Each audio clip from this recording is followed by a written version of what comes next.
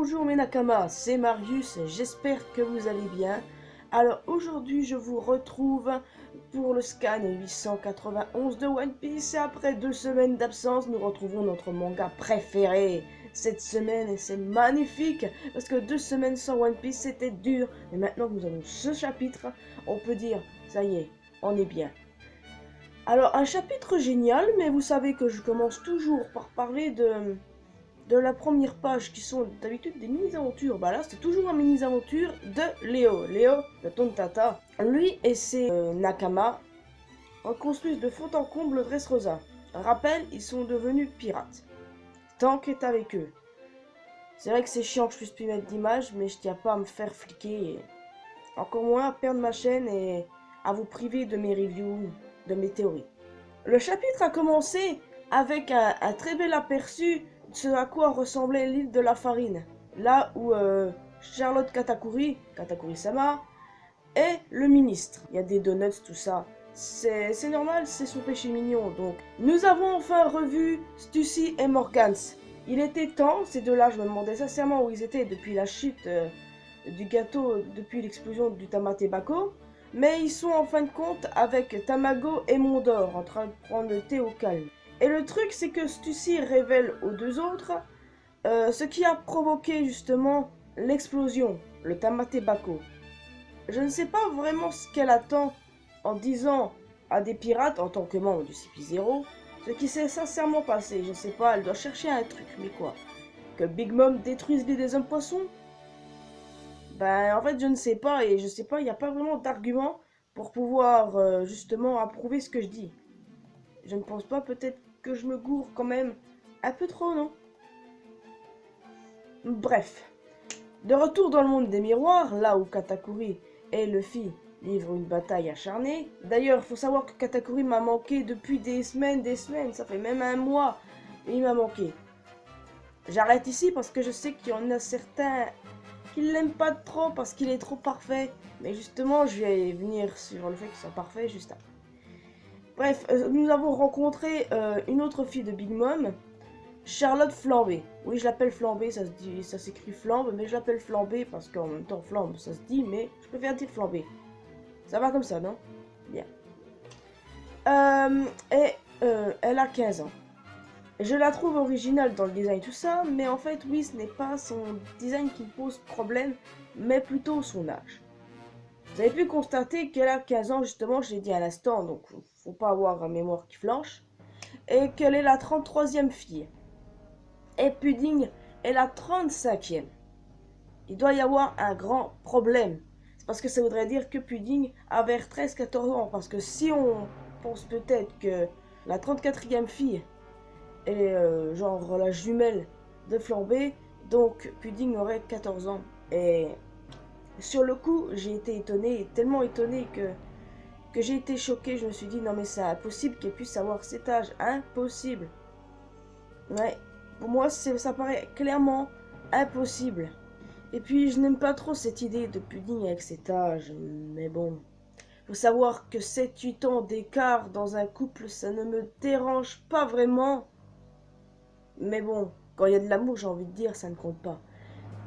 Et puis, peut-être que c'est une erreur. Il y a plusieurs, peut-être, solutions au problème. Peut-être que oui, c'est une erreur, comme Oda l'avait fait avec Joscarpon et Praline, où Praline était la 29e fille. Et qu'après, c'était Joscarpon. Et après, Oda nous a éclairci en SBS, où il a révélé que Joscarpon est bien la 29e, et que Praline est bien... Enfin, la 21, quoi. La 21e fille. Peut-être que c'est une erreur sur le chiffre. Le chiffre 33, ou je sais pas, c'est peut-être finalement 36. Peut-être que c'est 36. Ça m'arrangerait vraiment que ce soit 36 en réalité. Mais vraiment beaucoup, parce que je me sens pas vraiment bien. Mais bon, ce serait pas si choquant que ça. Mais parce qu'au Japon, tu peux avoir des relations, te marier à faire 13 ans. Celui qui m'a dit ça, j'espère qu'il est sûr de lui, parce que je tiens pas à me faire taper sur les fesses par les abonnés et par ceux qui regardent cette vidéo si c'est pas vrai. Après, deuxième choix, elle a vraiment cet âge, c'est finito. Troisième choix, eh bien, peut-être, je dis bien peut-être, que Flambé a ingurgité un fruit du démon à l'âge où... à l'âge 15 ans, quoi. Un peu comme Suga. Parce que oui, il faut savoir que jusqu'ici, Flambé est la seule membre de l'équipage de Big Mom à nous avoir été présentée avec son âge. Si on exclut les SBS, où Oda a confirmé l'âge de Katakuri, Daifuku et Owen, et Big Mom, bon, voilà. Si on exclut tout ça, c'est la première qui nous a été révélée comme ça. Ce n'est pas pour rien. Parce que Suga nous avait été révélé avec son âge, où c'était arrêté, non? Ça a confirmé ça aussi encore. Je sais même plus, vous voyez. J'ai tellement de trucs à faire parce que ça me posait des problèmes avant, surtout en lisant les spoilers, tout ça. Je me posais des questions. Mais après, je dis, c'est pas forcément grave s'il y a de l'amour. Et puis c'est vrai qu'on est d'accord, peut-être que l'amour que Pudding porte pour Sanji n'est pas réciproque. Mais moi, je suis fan de leur couple, donc c'est vrai que sur le coup, ça m'a vraiment choqué. Le dernier choix, Big Mom n'est pas la mère de Pudding. Je m'explique. Si le père de Pudding est à 3 yeux, pourquoi est-ce que Big Mom ne l'aurait pas utilisé pour pouvoir lire les poneglyphes? Je l'ignore, mais je ne pense pas que ce soit cette théorie. Je pense que Pudding est bien une fille de Big Mom, puisque Big Mom lui dit clairement « Tu me fais vraiment flipper, et même si tu es ma fille ». Et sauf que Big Mom, on connaît son caractère, elle n'aurait pas hésité de ce seconde à reprocher à un enfant adopté. Et puis, là, les enfants adoptés, c'est Barbe Blanche, hein, c'est plus sur délire, pas Big Mom. Big Mom, c'est ses enfants biologiques. Franchement, à vous de me dire ce que vous pensez, si c'est une erreur, si Pudding a bien l'âge là, ou si c'est pour autre chose, s'il y a même une autre raison, je suis preneuse. Mais faut savoir que, à l'heure actuelle, ça ne me pose pas vraiment de problème. Parce que vous devez vous demander, mais putain, elle est d'accord ou elle est pas d'accord avec cette histoire? Pour Sanji et Pudding, je suis d'accord avec cette histoire. Même si Pudding ne ressemble pas du tout à une gamine de 14 ans. Bref. J'en reviendrai tout à l'heure parce que c'est quand même important pour moi. Justement, Flambé vante les mérites de son frère qu'il est parfait, tout ça. Parce que cette conne est justement la présidente du fan club de Katakuri et la chef des forces spéciales. Oda a fait une dédicace aux fans de Katakuri ou quoi? Parce qu'il faut savoir que Katakuri a à peu près 10 millions de fans. J'exagère pas, on me l'a dit d'ailleurs. C'est possible. C'est possible parce que Katakuri, en plus son design il est fort, c'est le plus badass. Bon, je vais pas encore vanter ses mérites parce qu'il est parfait non plus, du sens qu'il est gourmand. Non, bon, bref. On m'avait compris sur ce niveau-là. D'ailleurs, si elle est dans les parages, celle-là, il va y avoir de la merde. Je serais pas surprise qu'il y ait vraiment de la merde, genre parce que elle va peut-être empêcher le combat qui continue, genre faire en sorte que le fils soit affaibli. Mais j'espère que Katakuri va gueuler en disant c'est moi seul qui dois le battre, j'ai même pas besoin de toi. Oui, bien sûr. Bien sûr qu'on n'a pas besoin d'elle. Pas du tout, Katakuri est un grand garçon, il peut perdre tout seul, sans aide. Et Oda m'a donné une envie de créer un fan club pour Katakuri, sérieux. Parce que oui, je reste fan de lui, même s'il vient se faire battre par Luffy, parce qu'il se fera battre par Luffy. J'en reviendrai encore sur cette partie-là tout à l'heure. Mais Katakuri aime trop sa famille, donc j'ignore, il fera de mal à personne. Donc, on peut pas compter sur le fait qu'il puisse péter sa gueule à l'autre. Bon, Luffy galère toujours face à Katakuri, mais quelque chose a changé. Même Katakuri a constaté que Luffy pouvait lire dans l'avenir comme lui. Oui, puisque Luffy s'est rappelé de quelque chose que Riley lui a dit. Ça peut être que Riley, absolument que lui. Et donc c'est de façon irrégulière et qui se rend pas forcément compte qu'il arrive à anticiper les mouvements de son ennemi. Parce que si Luffy vient avoir comme Katakuri, ça peut être intéressant et franchement, Katakuri pourra vraiment... Mais là, si Luffy évite comme ça ses coups, ça risque pas mal de le vénère. Et quand il est énervé, on sait très bien qu'il est complètement... Enfin, il n'est plus concentré quoi. Il perd sa concentration... Il est franchement, il doute, il sait pas. Donc voilà, rien de tel pour pouvoir aller lui foutre une bonne raclée pour que Luffy gagne comme ça. Ça peut être une bonne chose.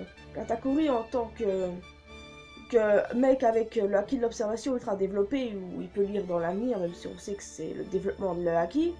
Mais savoir que son adversaire peut avoir les mêmes facultés que lui, bon d'accord, ce coup ça l'inquiète pas puisqu'il voit que Luffy il l'utilise de façon irrégulière, mais vu que Luffy s'est rappelé de ce que Rayleigh lui a dit, donc je serais pas étonné que Luffy arrive à se concentrer et pouvoir anticiper les mouvements et les attaques de Katakuri.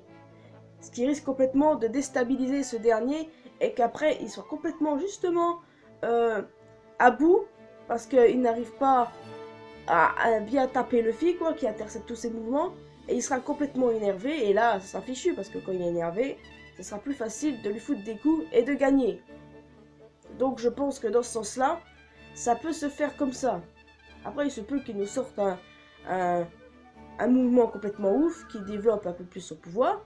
Mais je pense qu'il peut énerver Katakuri comme ça. Involontairement, mais sûrement. Bon, on a retrouvé le bateau de beige où le gâteau est terminé. Gâteau génialissime, franchement impressionnant. Si Big Mom ne réussit pas à tomber par terre avec ça, je ne comprendrai plus rien à cette famille. Rien du tout. Et puis qu'est-ce que j'aime Pudding. Oh, on peut pas savoir. Qu'est-ce que j'aime Pudding. Mais je la trouve tellement craquante quand elle lutte contre son mauvais côté. Et c'est vraiment, mais vraiment adorable. Franchement, cette fille ne peut pas avoir 13-14 ans, elle est trop mature pour ça. Peut-être complètement folle niveau personnalité, mais mature. Bah bon, j'ai regardé encore tout à l'heure. Faut savoir que tout le monde compte sur Sanji et Luffy à tel point qu'ils disent ils croient en moi en même temps, à chaque endroit où ils sont, Luffy dans les miroirs, Sanji sur le bateau. Et il n'y aura absolument aucun problème parce que oui, nous aussi on croit en vous. Nous aussi, on veut que tout se passe pour le mieux. Nous croyons tous en vous deux. Et vous réussirez à faire justement ce que vous devez faire. Luffy battra Katakuri parce que ça doit être ainsi comme je vous l'ai expliqué. Mais l'autre conne ne doit pas interférer le combat. Non. Quand je dis l'autre conne, c'est flambé. Parce que, oui, elle a une belle tête, tout ça. Mais je peux pas l'encadrer parce que justement, elle fait le portrait parfait de son frère et c'est tout juste si elle cherche l'inceste avec. Désolé, j'ai été obligé de couper parce que sinon j'allais crever. Bon, bref, je disais qu'il va falloir se débarrasser de celle-là sérieusement parce qu'elle va faire chier. Ouais. Concernant les Mugis sur le Sunny, eh bien ils sont encore plus dans la merde. Chopper essaye de défendre le bateau, tout ça, seulement il n'y arrive pas. Big Mom est toujours à leur trousse avec Prométhée et franchement, Prométhée est flippant et impressionnant. Bref, voilà. Heureusement, quelqu'un arrive à la rescousse. Franchement, c'était à point nommé. Et ça peut être que Sanji puisque Big Mom dit quel délicieux parfum. Ça peut être que elle. Parce qu'au départ, je vous accorde, quand il y a eu les spoilers, je me suis dit ah, ça c'est le Germain. Mais en fait non, c'est possible que ce soit Sanji et compagnie, mais en effet je pense que c'est eux parce que justement, délicieux parfum et ils transportent un gâteau, donc ça peut être que. D'ailleurs pour le Germain, je ne sais pas à quel moment ils pourront réapparaître, je n'en ai absolument aucune idée. Sanji arrive à vraiment un point nommé et franchement, qu'est-ce que ça va faire quand Big Mom va voir le gâteau, elle va se précipiter et elle va s'endormir sur place, vous croyez? Ça va être un peu l'embrouille parce qu'en admettant que leur capitaine s'endort, bien entendu, est-ce que les autres membres de l'équipage de Big Mom vont rester calmes quand ils vont voir le... Mais surtout, Perospero croit que le gâteau est empoisonné vu qu'il était sur le bateau de beige. Alors peut-être qu'il l'empêchera de l'ingurgiter et que Big Mom elle s'en battra les steaks et qu'elle le mangera et puis qu'elle butera Perospero. Oui je sais, je suis encore sur cette histoire, mais bon. Peut-être qu'il y a tellement de possibilités à envisager pour ce qui peut se passer par la suite. En tout cas, le fait que Sanji arrive rapidement, ça voudrait dire que l'arc Cake sera bientôt fini. Et puis je pense qu'il pourra se terminer en février, maximum. Je pense.